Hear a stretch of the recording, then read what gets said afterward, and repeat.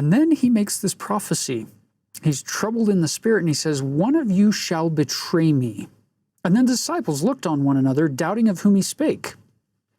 Look at verse 23. Now there was, leaning on Jesus' bosom, one of his disciples whom Jesus loved.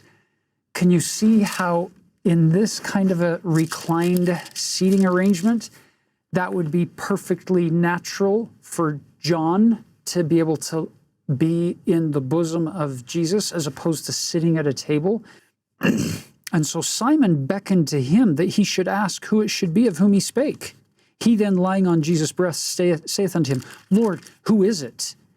And Jesus' response was, He it is to whom I shall give a sop when I have dipped it. And when he had dipped the sop, he gave it to Judas Iscariot, the son of Simon.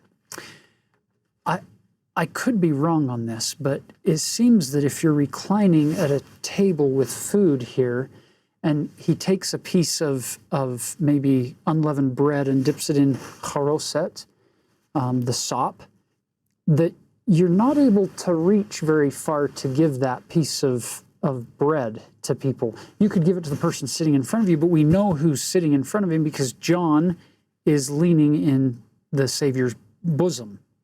So John's right in front of him. I guess you could lean around John if Judas were in front, but for me, the most likely place for Judas to be at this point, to be able to take the sop from Jesus in this reclined position, would be right behind him, which is symbolically the perfect place for Judas to be on that night.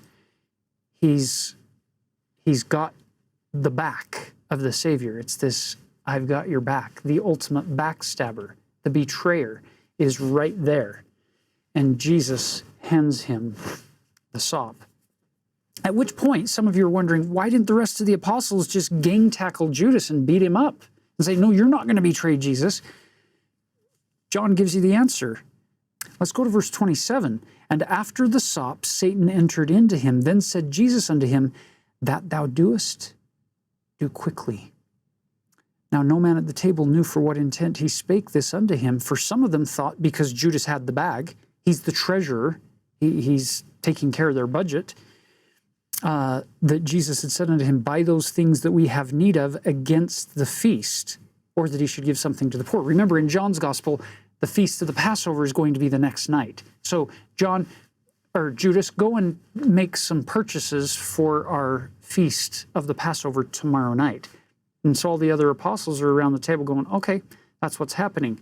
And you got to realize these disciples have all been together now for many, many months, and we don't have any hint that any of them had ever seen that Judas at any point was angry or mad at Jesus around what Jesus was doing. Sure, the disciples had questions at times. They were confused. So it was only in retrospect that the disciples could see the patterns that Judas had exhibited.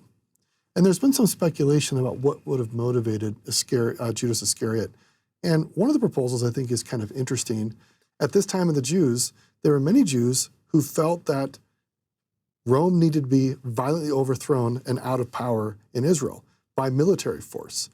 And so if you are a Jew who believes in that kind of a Messiah, imagine a disciple, possibly someone like Judas, who thinks that the Messiah, which he has found, should be a military hero, and yet what is he hearing more and more? This humility of serving and loving, and I'm not here to militarily overthrow anybody.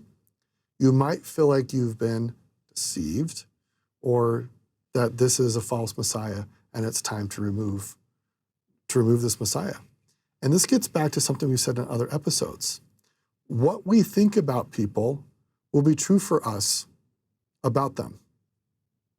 And if we think God is a merciful God, we will experience that. If we think that he's just mean and just, that's probably all we're going to see if that's all we choose to see. And I wonder if Judas Iscariot had failed to really see the full characteristic of Jesus, and instead that Judas only saw what he wanted to see, and he didn't like what he saw, and therefore he decided to take action. Which is, for me, I think, where in my life do I create narratives about other people or institutions or situations and act on that without really verifying, are my assumptions correct? So look at John's conclusion to this little part of the story. Verse 30, he then, having received the sop, went immediately out, and it was night. John is signaling a lot more than just the fact that it's now dark outside. It was night.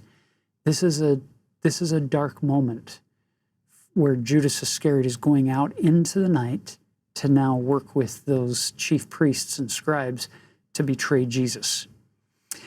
And so it's possible, we don't know, but if you were to take the synoptic accounts of Jesus implementing the sacrament with John's account, not covering the sacrament, but the washing of the feet, and they don't cover the washing of the feet over in Matthew, Mark, and Luke, if you were to put them together, it's possible that while Judas had his feet washed, it's also possible that he didn't get the sacrament at its first introduction to the apostles, that he's gone, and now you could possibly insert the sacrament. But at the end of the day, we don't know for sure.